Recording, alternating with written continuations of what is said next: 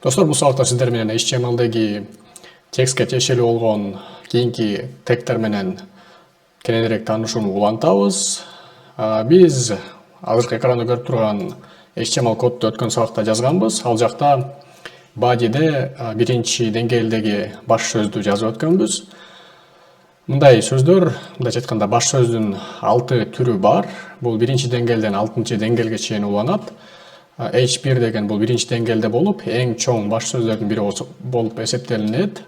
Келиңиздер, биз эми ошону баш сөздөрдүн 6-чы деңгээлине чейин ушул жерге жазып өтөлүк жана алар кандай болуп көрсөтүлөт экендигин карап өтөлүк. Ал үчүн келиңиздер, H2 тегин жазайын. Ал жака ушул эле текстти жазып сактайлык. Андан кийин H3 тегин жазабыз.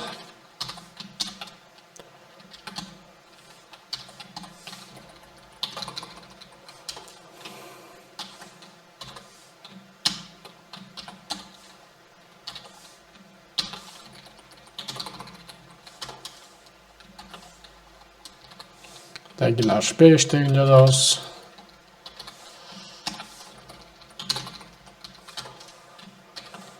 Андан кийин H6 тегин жазабыз.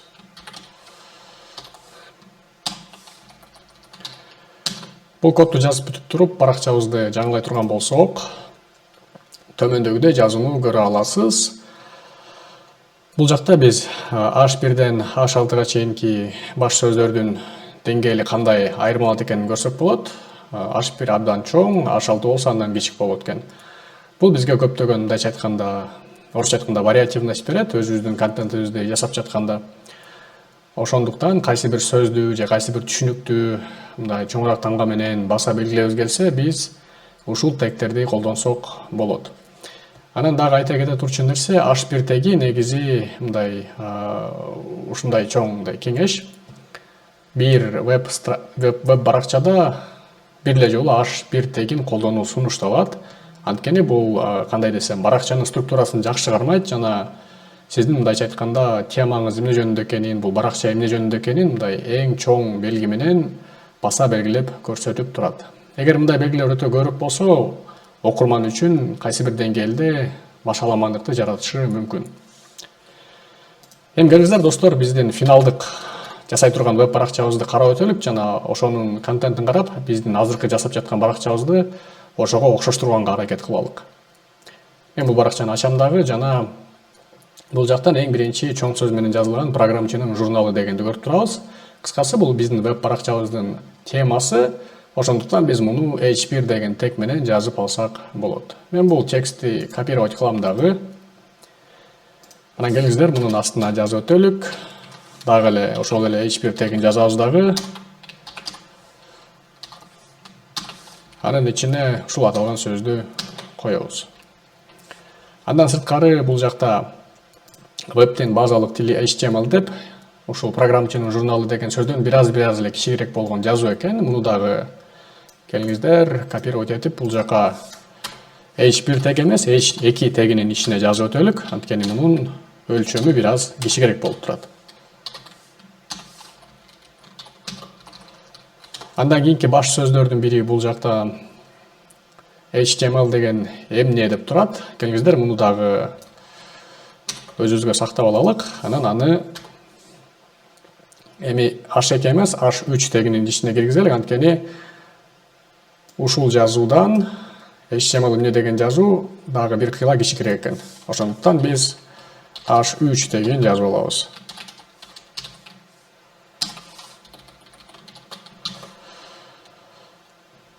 Кезектеги баш сөздөрдүн бири эмне үчүн HTML-ды үйрөнүшүбүз керек деген сөз экен. Бул дагы мурунку сөзгө окшош, өлчөмү боюнча, ошондуктан баягы эле H3 тегинин ичине муну аныктап жазабыз.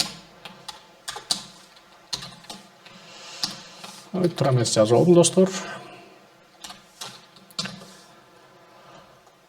Эми келиңиздер, биздин баракчабызды жаңылап, контент кандай өзгөргөн экенин көрөлүк. Ал үчүн ушул жаңылоо кнопкасын басабыз. Баса турган болсок, акырындан финалдык баракчага окшоп келатат десек болот. Башкача айтканда, баш сөздөр Эми достор, келиңиздер ушул буга чейин тест кылып, көнүгүү кылып жасаган ошол могул 6 деңгээлдеги баш сөздөрдү өчүрүп салалык. Бул ошол веб баракчада көрүнбөгөндөй кылып өчүрүп салышыбыз керек.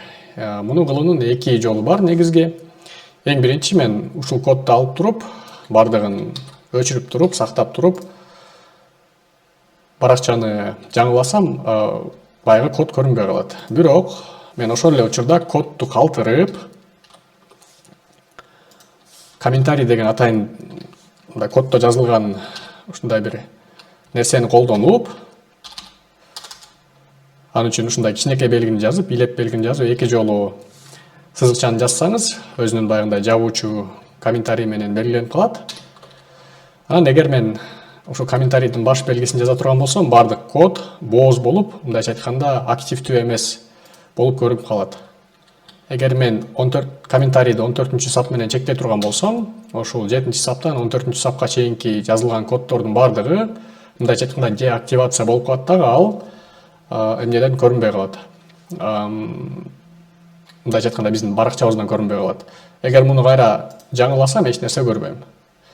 Келиңиздер, да бир жолу мунун баарын өчүрүп туруп, комментарийди өчүрүп туруп, баракчаны сактап, бул жерди жаңылатсам, ушул аталган код пайда болуп жатат веб баракчада. Эгер мен аны коддун ичинде сактап, бирок мындайча айтканда көрсөткүм келбесе колдонуучуларга, аны үчүн мен комментарий белгисин жазам дагы. Анан кереги жок блокту ошо комментарий менен белгилеп коем.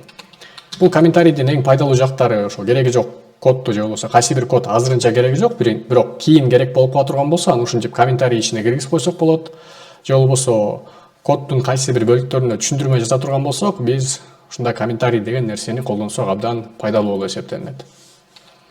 Баракчаны жаңылайбыз, жана анын бардыгы жок болуп калды. Эми келиңиздер достор, баш сөздөрдү киргизип алдык. Эми ушул жөнөкөй абзац параграфтардын бардыгын окшош кылып киргизелик. Аны үчүн келиңиздер, Асан Үсөнов тарабынан даярдалды дегенди сактап алып, аны ошол вебтин базалык тили HTML дегендин астына текст катары жазалык. Биз бул текстти мындай кадимки эле текст катары көрүп жатабыз. Ошондуктан бул мындайча айтканда абзац же болбосо параграф деп эсептелинет. Аны белгилеш үчүн биз параграф деген P тегин колдонобуз дагы. Берилген текстти ошонун ичине жайгаштырабыз. Андан кийинки абзац, ошо бардык веб-сайттар деген абзац. Биз муну дагы алабыз. Аны дагы P тегинин жардамы менен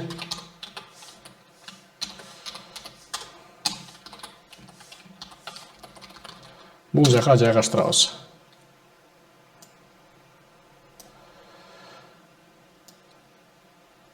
Аталган абзацтан кийин дагы бир абзац бар экен, аны дагы P тегинин ичине жайгаштырабыз.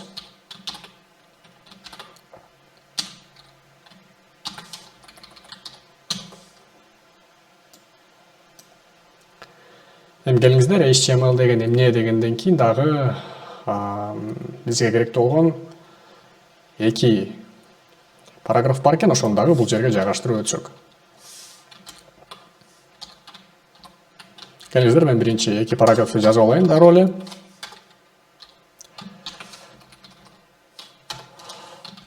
Достор, азыр ошол менин артыман кайталап, бардыгын өз колуңуздар менен жазган абдан маанилүү. Анткени сиздер мындайча айтканда манжаңарды ушул тегтерди жазганды үйрөтүшүңөр керек. Тяжело учение, легко в бою дегендей, канчалык көбүрөөк практика кылсаңыздар, кийин өзүңүздөр веб иштеп чыгуучу же веб программист болуп иштеп калсаңыздар, иш жүзүндө бул нерселердин пайдасы абдан жакшы тиет деп кеңеш бермекчимин. Келиңиздер, ушул аталган текстти сактайлы дагы, аны биринчи параграфка киргизелик. Ал эми экинчи параграф болсо, ушул текстти киргизелик.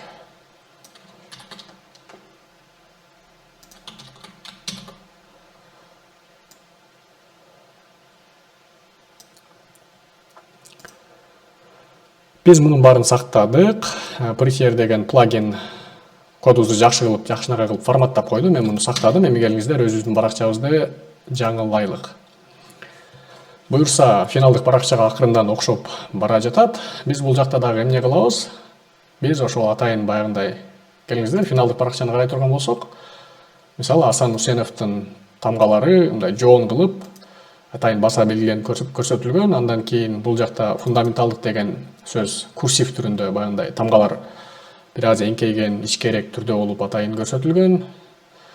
Анан бул жакта көрдүңүздөрбү, Hypertext Markup Language дегенди дагы мындай баш тамгаларын жоон кылып көрсөтүшүбүз керек. Бул жакта туура эмес белгиленип калыптыр. Биз болсо өзүбүздүн баракчабызда аны дароо эле туура кылып белгилейбиз. Анда эмесе келиңиздер Асан Усеновду жоон текст менен белгилейлик. Биз ал нерсени атайын strong деп аталган тег аркылуу кылсак болот. Strong бул англис тилинен күчтүү деп которулат. Өзүнүн аты эле айтып аткандай, бул биздин текстибизди мындай күчтүүрөөк баса белгилеп, жоон кылып көрсөтөт. Кыскасы атына заты жараша дегендей болуп калды. Баракчаны жаңылайбыз. Мына сиздер көргөндөй эле Асан Усенов жоон болуп көрүнүп калды. Эми биздин кийинки максат фундаменталдык деген ушул аталган сөздү курсив кылып белгилешибиз керек. Ал сөз бул жакта жайгашкан. Аны курсив кылып белгилеш үчүн бизде em деген атайын тег бар. Бул англис тилинен emphasizing дегенди билдирет. Ал кайсы бир нерсени баса белгилөө же болбосо мындайча айтканда жөн эле белгилөө деп которулат.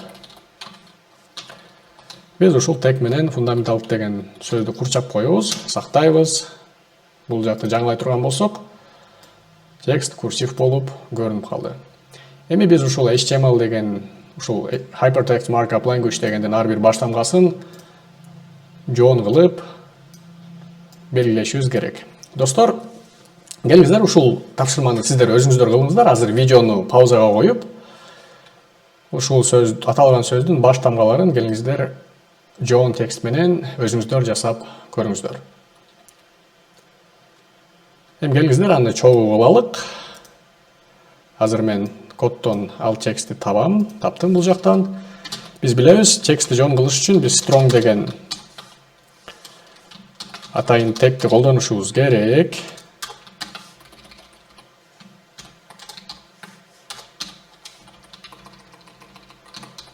Ошондуктан мен биринчи тамганы ошол strong менен курчайм.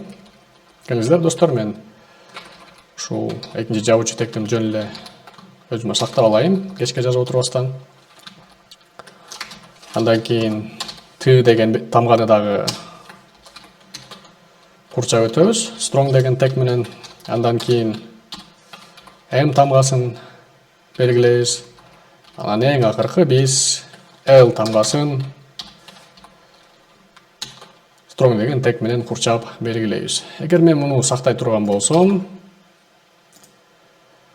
дал ошол биз мындайча айтканда күткөн жыйынтык веб баракчада көрсөтүлүп турат. Достор, бул сабакка тиешелүү болгон кодду жана разметкалардын бардыгын жасап өттүк. Эми буюрса кийинки сабактарда текстке тиешелүү болгон дагы башка элементтер менен кененирээк таанышабыз.